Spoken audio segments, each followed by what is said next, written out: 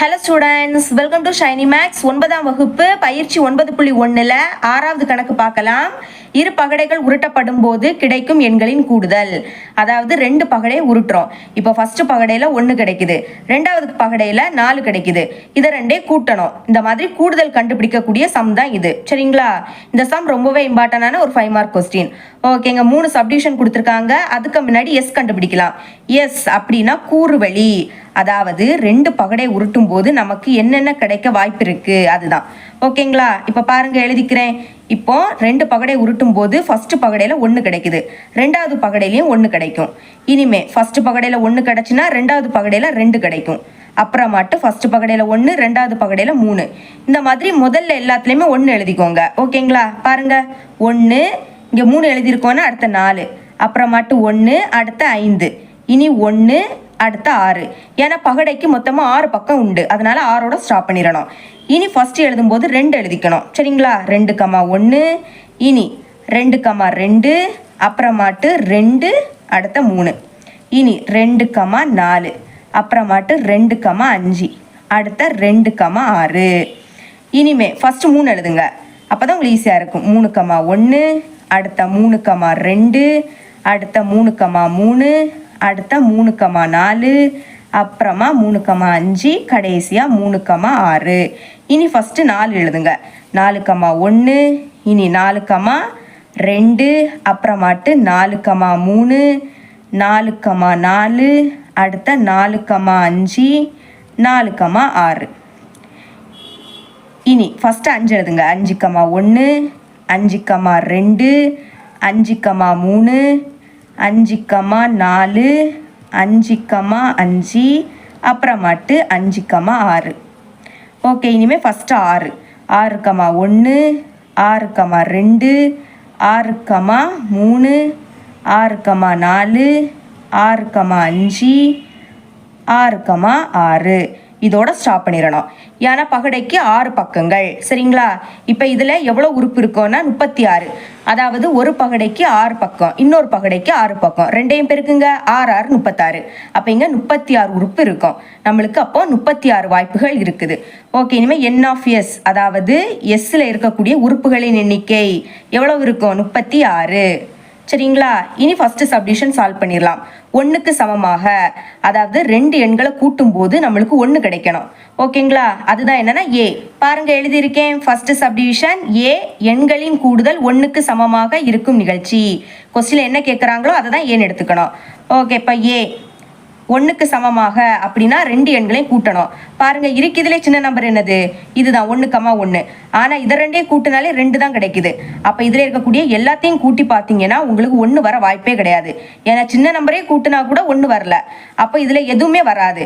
அப்போ என்ன எழுதிக்கணும்? பிராக்கெட் மட்டும் போட்டுருங்க, உள்ள எதுவுமே எழுதக்கூடாது. இனி என் ஆஃப் ஏ, உறுப்புகளின் எண்ணிக்கை. ஏல எத்தனை உறுப்பு இருக்கு? எதுவுமே இல்லை. அப்போ 0ன்னு எழுதிருங்க.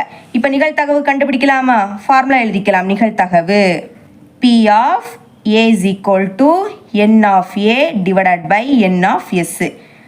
N of A யோட மதிப்பு 0 divided by, இனி N of S அதோட மதிப்பு 36 எழுதிக்கலாம். பாருங்க, மேலே 0 அப்படின்னா மொத்தமாகவே அது என்ன ஆகிடும்? 0ன்னு ஆகிடும். அப்போ 0 தான் இதோட ஆன்சர். இனிமேல் நம்ம செகண்ட் சப்டிவிஷன் பார்க்கலாம். பாருங்க, செகண்ட் சப்டிவிஷன் என்னன்னா 4க்கு சமமாக, அதாவது 2 எண்களை கூட்டினா நம்மளுக்கு 4 கிடைக்கணும். அப்போ 2 கூட்டினா 4 என்ன இருக்கு? 2,2. இனி இதுக்கு நேரா பாருங்க, 1 3 கூட்டினாலும் 4 கிடைக்கும். அடுத்த இதுக்கு நேரா 3,1, அதையும் கூட்டினாலும் 4. இந்த மாதிரி கிராஸ்ல பார்க்கணும். இந்த 3 மட்டும் வரும், அதை எழுதிக்கலாம். செகண்ட் சப்டிவிஷன் நான் எப்பவுமே என்ன சொல்லி தந்திருக்கேன்? கொஸ்டின்ல என்ன கேட்குறாங்களோ அதை தான் ஏன்னு எடுத்துக்கணும். இதுக்கு முன்னாடி உள்ளதை ஏ அப்படின்னு எடுத்துக்கிட்டனால இதை பின்னு எடுத்துக்கலாம். பி என்னது? எண்களின் கூடுதல் 4க்கு சமமாக இருக்கும் நிகழ்ச்சி. அப்போ பி என்னெல்லாம் வரும்? நான் சொன்னேன்ல ஆல்ரெடி, கிராஸ்ல இருக்கக்கூடியது 1,3, 2,2, 3,1. இதை 3ஐயும் கூட்டி பார்த்தீங்கன்னா உங்களுக்கு 4 தான் வரும். அதை அப்படியே எடுத்து எழுதியிருக்கேன். இனி என் ஆஃப் பி கண்டுபிடிக்கலாம்.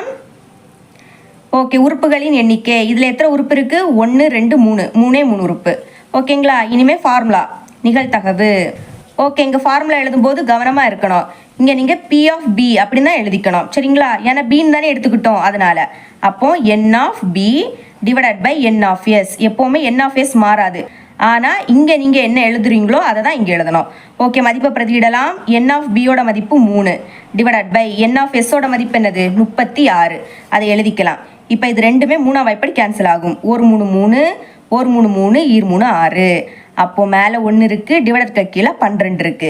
இதுதான் பி ஆஃப் பியோட மதிப்பு. சரிங்களா? இதுதான் செகண்ட் சப்டிவிஷன். இனி தேர்ட் சப்டிவிஷன் பாருங்க. 13ஐ விட சிறிதாக, அதாவது 2 எண்களை கூட்டும் போது நம்மளுக்கு 13 விடைக்கும் சிறிய எண் கிடைக்கணும். இதுல இருக்கிறதுலே பெரிய நம்பர் என்னது 6,6. இதுதான் இருக்கிறதுலே பெரிய எண். அப்ப இதை ரெண்டையும் கூட்டினாலே நம்மளுக்கு 12 தான் கிடைக்குது. அப்ப இதுல இருக்கக்கூடிய எல்லாமே என்னது இதை விடைக்கு சின்ன நம்பர். அதை கூட்டினாலும் 13 விடைக்கு சின்ன நம்பர் தான் கிடைக்கும். அப்ப நீங்க எழுதும் போது இது மொத்தத்தையும் எழுதணும். எதை கூட்டி பார்த்தாலும் 13 விடைக்கு சின்ன நம்பர் தான் கிடைக்கும். சரிங்களா? இப்ப பாருங்க, 4 5 கூட்டுங்க 9 கிடைக்கும். அது 13 விடைக்கு சின்னது தான். இனி 6 4 கூட்டுங்க 10 கிடைக்கும். 13 விடைக்கு சின்னது. அப்ப இது மொத்தத்தையும் எழுதிக்கணும். ஓகே, பாருங்க, இதை நம்ம சி அப்படின்னு எடுத்துக்கலாம். எண்களின் கூடுதல் 13ஐ விட சிறியதாக இருக்கும் நிகழ்ச்சி. அப்ப சி இஸ் ஈக்குவல் டு அப்படின்னு எழுதிக்கிட்டு மொத்தத்தையும் நீங்க எழுதிடணும் இந்த மாதிரி. இனிமே என் ஆஃப் சி எண்ணிக்கை, அதாவது சில எத்தனை உறுப்பு இருக்குன்னு எண்ணணும்.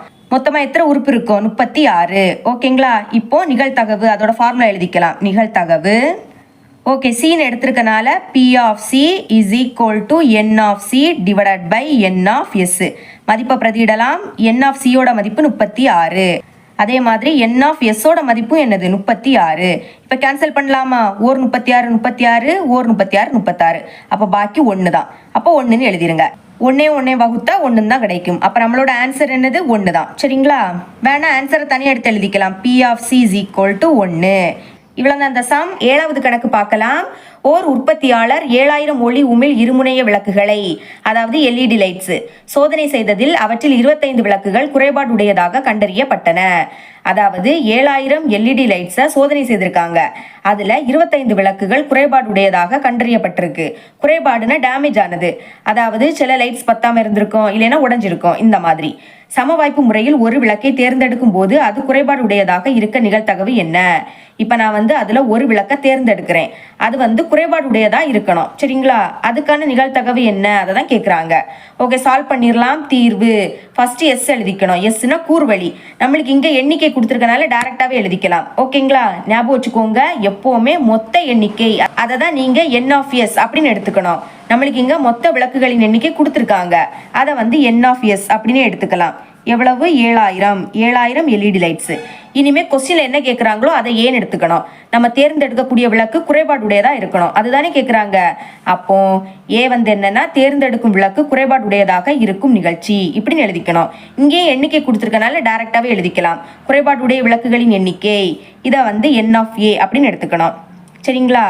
என் ஆஃப் ஏ எவ்வளவு? 25 விளக்குகள் குறைபாடுடையதா இருக்குது. அப்ப 25. இப்போ நிகழ்தகவு கண்டுபிடிக்கக்கூடிய ஃபார்முலாவை எழுதிக்கலாம். நிகழ்தகவு ஃபார்முலா என்னது? P of A is equal to N of A divided by N of S. Okay, N of ஏயோட மதிப்பு என்னது 25 டிவைடட் பை என் ஆஃப் எஸ்ஸோட மதிப்பு என்னது 7000. அதையும் எழுதிக்கலாம் 7000. ஓகே, இப்போ இது ரெண்டுமே 5ஆம் வாய்ப்படி கேன்சல் ஆகும். பாருங்க, 5 25. இனி 7ல் 5 ஒரு வாட்டி. ஓகேங்களா? 1 5 5. பாக்கி இதில் 2. இப்போ இது 20 ஆகிடும். அப்போ 4 5 20. பாக்கி இருக்கக்கூடிய 2 0 அப்படியே எடுத்து எழுதிருங்க. திரும்பவும் 5ஆம் வாய்ப்படி கேன்சல் ஆகும். 1 5 5. 14ல் 5 2 வாட்டி இருக்கு. 2 10. பாக்கி 4. இப்போ இது 40. அப்போ 8 5 40. பேலன்ஸ் இருக்கக்கூடிய 0வா அப்படியே எடுத்து எழுதிருங்க. இதுக்கு மேலே கேன்சல் பண்ண முடியாது. அப்போ பி ஆஃப் ஏ இதோட மதிப்பு என்னது 1 டிவைடட் பை கீழே 280. இதுதான் நம்மளோட ஆன்சர். இவ்வளவு அந்த சம். 8வது கணக்கு பார்க்கலாம். ஒரு கால்பந்தாட்டத்தில் ஓர் இலக்கு காப்பாளர் 40ல் 32 முயற்சிகளை தடுக்க இயலும் எனில் எதிரணியானது ஒரு முயற்சியை இலக்காக மாற்றுவதற்கான நிகழ்தகவு காண்க. அதாவது இப்போ கால்பந்தாட்டத்துல இலக்கு காப்பாளர் மொத்தமா 40 முயற்சி, அதுல 32 முயற்சியை தடுத்திருக்காராம். இப்போ என்ன கேட்குறாங்கன்னா, எதிரணியானது ஒரு முயற்சியை இலக்காக மாற்றுவதற்கான நிகழ்தகவு என்னன்னு கேட்குறாங்க. அதாவது 40ல் 32 தடுத்துட்டாரு. பாக்கி இருக்கக்கூடியது தான் எதிரணிக்கான வாய்ப்பு. சரிங்களா? அதை தான் நம்ம கண்டுபிடிக்க போறோம். ஓகே, தீர்வு ஃபர்ஸ்ட் எஸ்னா கூர்வழி. இங்க நம்மளுக்கு எண்ணிக்கை கொடுத்துருக்கனால டைரக்டாவே எழுதிக்கலாம்.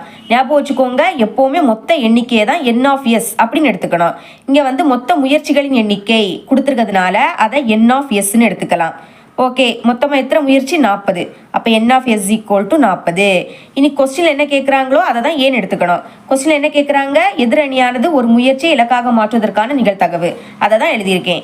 எதிரணியானது ஒரு முயற்சியை இலக்காக மாற்றுவதற்கான நிகழ்ச்சி. இதுதான் ஏ. இப்போ n ஆஃப் ஏ கண்டுபிடிக்கலாமா? கழிக்கணும். மொத்த முயற்சி 40, சரிங்களா? அதில் இருந்து 32 கழிக்கணும். பாக்கி இருக்கக்கூடியது தான் எதிரணிக்கான வாய்ப்பு. கழிக்கலாம். 40ல் இருந்து 32 கழிச்சா 8ன்னு கிடைக்கும். இதுதான் n ஆஃப் ஏ. இப்போ நிகழ்தகவு கண்டுபிடிக்கக்கூடிய ஃபார்முலாவை எழுதிக்கிறேன். நிகழ்தகவு ஃபார்முலா என்னது? P of A is equal to n of A divided by n of S. மதிப்பை பிரதியிடுங்க.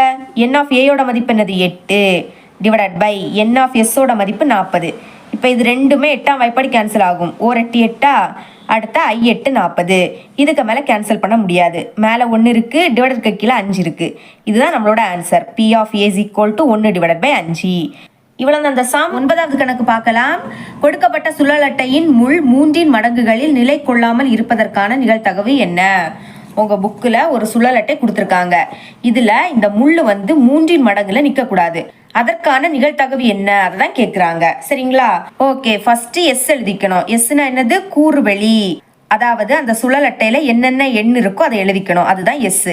பாருங்க, நம்மளுக்கு என்னென்ன எண்ணெல்லாம் இருக்குது? 1ல் இருந்து 8 வரைக்கும் இருக்குது. அப்போ எழுதிக்கலாமா? 1, 2, 3, 4, 5, 6, 7, 8. இதோட ஸ்டாப் பண்ணிக்கணும். இனி n ஆஃப் எஸ். எஸ்ஸில் இருக்கக்கூடிய உறுப்புகளின் எண்ணிக்கை. இதில் எத்தனை உறுப்பு இருக்குன்னு எண்ணி எழுதணும். நம்மளுக்கு 1ல் இருந்து 8 வரை இருக்குது. அப்போ 8 எண்கள். ஓகே, இனிமேல் ஏ. ஏன்னா கொஸ்டினில் என்ன கேட்குறாங்களோ அது மட்டும்தான். கொஸ்டினில் என்ன கேட்குறாங்க? முள் 3 மடங்குகளில் நிலை கொள்ளாமல் இருப்பதற்கான நிகழ்தகவு கேட்குறாங்க. அப்போ எப்படி எழுதிக்கணும்? ஏன்னா முள் 3 மடங்குகளில் நிலை கொள்ளாமல் இருப்பதற்கான நிகழ்ச்சி அப்படின்னு எடுத்து எழுதிக்கணும். ஓகே, இப்போ ஏ பாருங்க, சுழல் அட்டையில் 3 மடங்கு. அப்போ எதெல்லாம் வரும்? 3. அடுத்த 6. 3 மடங்கு அதாவது 3. இனி 3 கூட 3 கூட்டுங்க, 6 வரும். அடுத்த 6 கூட 3 கூட்டுங்க, 9. 9 இங்கே இல்லை. அப்போ இந்த 3லையும் 6லையும் நிற்கக்கூடாது. பாக்கி இருக்கக்கூடியதில் நிற்கலாம். அதை தான் நீங்கள் எழுதணும். சரிங்களா? நம்மளுக்கு கொஸ்டினில் என்ன கேட்குறாங்கன்னா முள் வந்து 3 மடங்குல நிற்கவே கூடாது. பாக்கி இருக்கக்கூடியதில் நிற்கலாம். அப்போ அதை தான் எழுதிக்கணும். அப்போ எழுதிடலாமா? 1, 2, 3 எழுதக்கூடாது. அப்புறம் மட்டும் 4, 5, 6 எழுதக்கூடாது. அடுத்த நம்பர் 7, அப்புறம் 8. இதோட ஸ்டாப் பண்ணிருங்க. இனி n ஆஃப் ஏ. ஏல இருக்கக்கூடிய உறுப்புகளின் எண்ணிக்கை பாருங்க. 1, 2, 3, 4, 5, 6. 6 எண்கள் இருக்கு. இப்போ நிகழ்தகவு கண்டுபிடிக்கலாமா? அதோட ஃபார்முலா எழுதிக்கிறேன். நிகழ்தகவு ஃபார்முலா என்னது? P of A is equal to n of A divided by n of S. n of ஏயோட மதிப்பு என்னது? 6 டிவைடட் பை இனி n ஆஃப் எஸ் அதோட மதிப்பு 8. 8ன்னு எழுதிக்கலாம். இது ரெண்டுமே 2ஆம் எப்படி கேன்சல் ஆகும்? 3 2 6, 4 2 8. இதுக்கு மேலே கேன்சல் பண்ண முடியாது. மேலே 3 இருக்குது, கீழே 4 இருக்குது. இதுதான் நம்மளோட answer. P of A is equal to 3 divided by 4. இவ்வளோ தான் அந்த சம். 10வது கணக்கு பார்க்கலாம். கொடுக்கப்பட்ட சுழல் அட்டையை அடிப்படையாக கொண்டு நிகழ்தகவை கணக்கிடுமாறு எவையேனும் 2 வினாக்களை உருவாக்குக. அதாவது நம்ம இங்கே வினாக்கள் தான் உருவாக்கணும். அதாவது கொஸ்டின் ஃபார்ம் பண்ண போகிறோம். அதே சுழல் அட்டை தான். போன சம் கூட இந்த சுழல் அட்டை பற்றிய வினாதான். சரிங்களா? இதை வச்சியே நம்ம கொஸ்டின் ஃபார்ம் பண்ணிடலாம். பாருங்க, கொடுக்கப்பட்ட சுழல் அட்டையின் முள் 3 மடங்குகளில் நிலை கொள்ளாமல் இருப்பதற்கான நிகழ்தகவு. அதாவது 3 மடங்குல நிலை கொள்ளாமல் இருக்கணும். நிலை கொள்ளாமல்னா அந்த முள் வந்து நிற்கவே கூடாது. இங்கே நீங்கள் 3க்கு பதில் 4ன்னு எழுதிக்கலாம், 2ன்னு எழுதிக்கலாம், எது வேணாலும் எழுதிக்கலாம். சரிங்களா? அதே தான் நானும் எழுதியிருக்கேன். பாருங்க, கொடுக்கப்பட்ட சுழல் அட்டையின் முள் 4 இங்கே வந்து நான் 4ன்னு எழுதியிருக்கேன். 4 மடங்குகளில் நிலை கொள்வதற்கான நிகழ்தகவு என்ன? நம்ம அங்கே வந்து நிலை கொள்ளாமல் அப்படின்னு பார்த்தோம். இங்கே வந்து நிலை கொள்வதற்கான நிகழ்தகவு.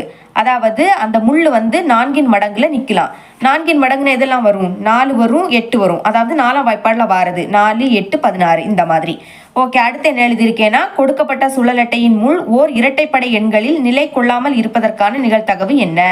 அதாவது இரட்டைப்படை எண்களில் நிலை கொள்ளக்கூடாது. நிலை கொள்ளக்கூடாதுன்னா நிற்கக்கூடாது. சரிங்களா? இரட்டைப்படை எண்ணுனா எது வரும்? 2 4 6 8 இந்த மாதிரி. இங்கே நீங்கள் இரட்டைப்படை எண்ணுக்கு பதில் ஒற்றைப்படை எண் அப்படின்னு எழுதிக்கலாம். ஏதாவது ஒரு 2 கொஸ்டின் நம்ம உருவாக்கணும். அவ்வளோதான். ரொம்பவே சிம்பிள் தான். சரிங்களா? இதுதான் இந்த பயிற்சியில் கடைசி கணக்கு. என்னோட டீச்சிங் உங்களுக்கு பிடிச்சிருந்துன்னா மறக்காம நம்ம சேனலை சப்ஸ்கிரைப் பண்ணி பக்கத்துல பெல் ஐக்கனை கிளிக் பண்ணுங்க. அப்பதான் நம்ம அப்லோட் பண்ற வீடியோட நோட்டிஃபிகேஷன் உங்களுக்கு உடனே வரும். தேங்க்ஸ் ஃபார் வாட்சிங்.